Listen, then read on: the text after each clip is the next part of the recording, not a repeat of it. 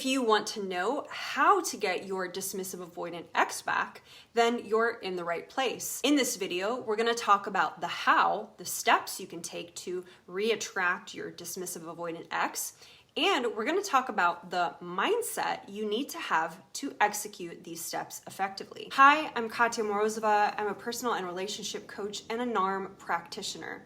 I help people recover from their breakups and become secure in their relationships so that they can have the love that they want. I do this by using the wisdom of attachment theory. If that sounds interesting to you, then definitely subscribe to my channel. I'm also the founder of KatyaMorozova.me, and if you're interested in working with me one-on-one, you can book a coaching session with me on that website. I think it's important to keep a few things in mind as you watch this video. The first is that this isn't a magic pill solution to getting back an avoidant ex. This is one approach to reattracting an avoidant partner, and there are no guarantees because we simply can't control another person's behavior and life and relationship choices. And two, no matter what you do or say, keep in mind that your ex-partner will need to have this one very important thing that makes this approach possible, and that is willingness. They have to be open and somewhat curious about the possibility of reconnecting. If there is no willingness, no amount of strategies will change this person's mind about reconnecting. Also, keep in mind that in this video are strategies. Strategies are best executed from a place of emotional and mental stability. If you find that implementing these strategies don't support your mental and emotional health, then I strongly recommend that you refrain from applying them until you're in a more even place. First step to reattract your avoidant ex is to engage their mind. Reach out in an emotionally neutral and intellectually engaging way. In another video, I talk about odd reasons that the avoidant ex comes back. I'm going to link that up here. One of those reasons is that avoidants come back to relationships where they had a strong intellectual connection. This can also include hobbies, professional goals, things like this. For many avoidants, an intellectual connection is an emotional connection. It's how they connect. It's what gets them excited. It's what energizes them. And most of the time, when a relationship ends with an avoidant, it's because the relationship has become too emotional, too pressurized. And to sum it up, it becomes less pleasurable and instead becomes very stressful. And less in the domain that they feel competency in.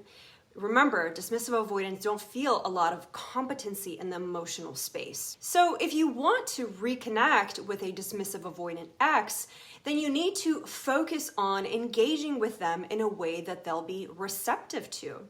Engage their mind.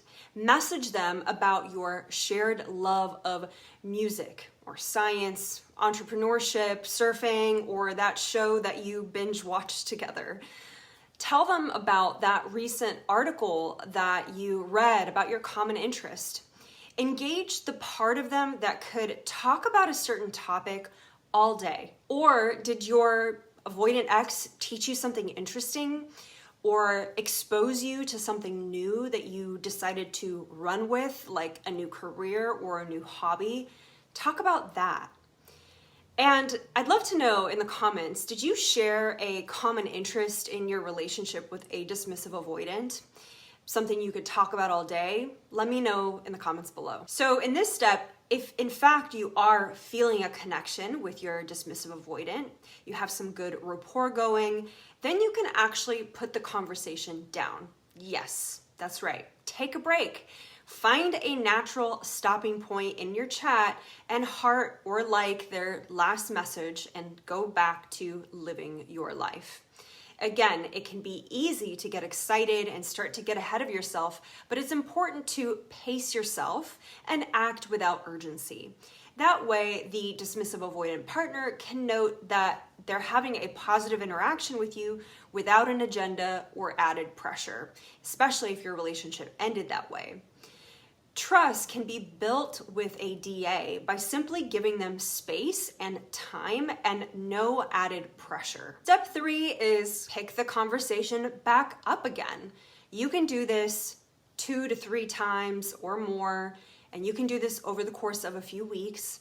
A positive sign will be if your dismissive avoidant ex picks the conversation back up by themselves. That means they also want to talk and connect with you, and that trust is being built in your connection. This is especially a good sign if they felt overwhelmed or smothered in your relationship. It means that repair is happening. Again, I wouldn't talk about the relationship at this point unless they bring it up themselves. Keep the conversation light, bantery, interesting. Step 4 is if the two of you are able to continue to connect like what I'm describing on and off for a few weeks, then this would be a really good opportunity to open up the subject of meeting up. Make it a casual meetup. Do something that feels low pressure and that doesn't feel too much like a date, that it could be perceived as, high stakes or too much pressure early on.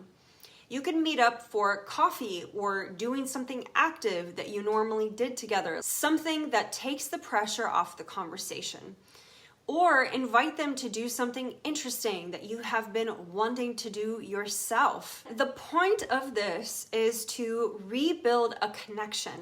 A lot of times when we are a more anxious partner or we are a more urgent partner, we have some kind of urgency to solidify the relationship, to figure things out. We forget that the reason that two people connect and actually form a romantic relationship in the first place is because they have a connection. They have a deep connection to one another, which makes it exciting and desirable to plan a relationship around.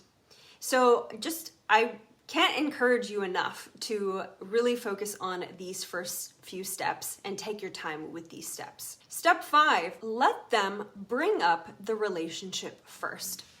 Look, we've covered this and you've probably watched other videos about dismissive avoidance, and you've probably heard this over and over and over again, that people with this attachment style really value their independence and their autonomy. So think about how much more valuable they will view your relationship if they come up with the idea to talk about your relationship first and move the relationship forward themselves. This is going to communicate to themselves that this relationship is important to them, that they're choosing it rather than being coerced or convinced into it. And if they have the willingness again to reconnect with you and explore things with you, and you end up spending consistent time together, then you have clearly already attracted much of their attention. So focus more on that than trying to secure a relationship by talking about it. I have found that in situations where people do end up successfully reconnecting with their avoidant ex, the tables were turned during that reconnection. The person doing the reattracting was relaxed, easygoing, and just letting things unfold naturally. And it was their avoidant ex that would bring up their relationship status first. Avoidants are the types of people who show you they care by showing up. They'll spend quality time with you. They will be up for helping you with a household project, or they'll spend their hard-earned resources on you. The more you build a connection with them without pushing them for a commitment, the more likely they will actually want to commit to you. Final and most important step to reattracting an avoidant ex is actually not something that you do or say, but it's how you come across. It's your energy, your ability to take it or leave it. The reason this is important is because when people first meet each other and they're feeling each other out and they're not attached to each other yet, in fact, they're detached both from one another and from the outcome. This is actually a really healthy and secure place to come from to attract a partner and get into a relationship. And by the time we go through a relationship, we become attached, we project all kinds of things on our partner. We have uncommunicated and sometimes communicated expectations of each other. We have a slew of disappointments and resentments. This is not an exciting and hopeful place to re-enter a relationship from. So you have to get back to a place of neutrality and possibility, not just for reconnecting, but for your own life. This is a much more desirable and attractive position to re-attract a partner from. It's also a much more stable and confident place to come from. And as someone who has actually dated a few avoidants and unintentionally re-attracted their avoidant ex back without really trying, I can tell you that the secret sauce to re-attracting an avoidant back is your personal growth and becoming secure. Speaking from experience, anytime I've reconnected with an ex or inspired an ex to commit to a relationship with me, it was because I grew as a person and became more secure. And real talk, none of that happened overnight.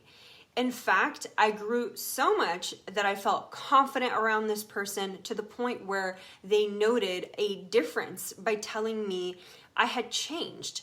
And I felt a sense of detachment when we would initially start to spend time together.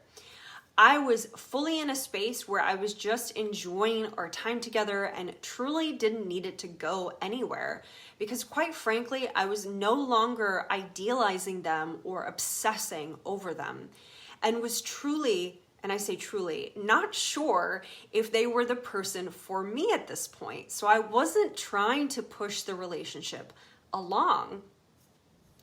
This is important because when you have this attitude where you see someone as an equal and you enjoy your time with them, but you are unattached, your personality in these moments shines. You are your most wonderful self when you're in this place. Maybe you already know when you feel this way because you act this way around your friends or people you feel comfortable around. Or maybe you felt this way in the very, very beginning of your relationship. And that is what your ex was initially attracted to in the first place. This is why I coach people from heartbreak to security, so that if or when they decide to reconnect with their ex, they are doing it from a place of confidence and clarity. Your confidence will allow you to put your best foot forward, and your clarity will allow you to see this person for who they really are and choose to explore things with them on your terms. And this, again, doesn't happen overnight. This is why I created the Recover, Restore, Reconnect coaching program. It's the 3 months you're going to spend doing the inner work on yourself and about this relationship, where at the end of it, your ex will say, you've changed. And you'll also know, obviously, that you have changed, so that you can recover from your breakup, restore your security and self-worth, and reconnect, and only if it's right. I encourage you to apply to this program if, and this is a big caveat for me, if you really want to and are willing to reflect, dig deep, and grow just as much as you want them back. And if you're ready to step into the next secure version of yourself, and if you desire to overcome these symptoms of grief, anxiety, rumination, and obsession so that you feel like yourself again. If you resonate with my voice and want to partner with me on your healing journey, then I really encourage you to apply. You can apply using the link in the comments or in the description. Did you like this video? If you did, go ahead and hit that like button and subscribe if you want to watch more videos on attachment styles and breakup recovery. Thanks so much for watching, and I hope to see you on the next one.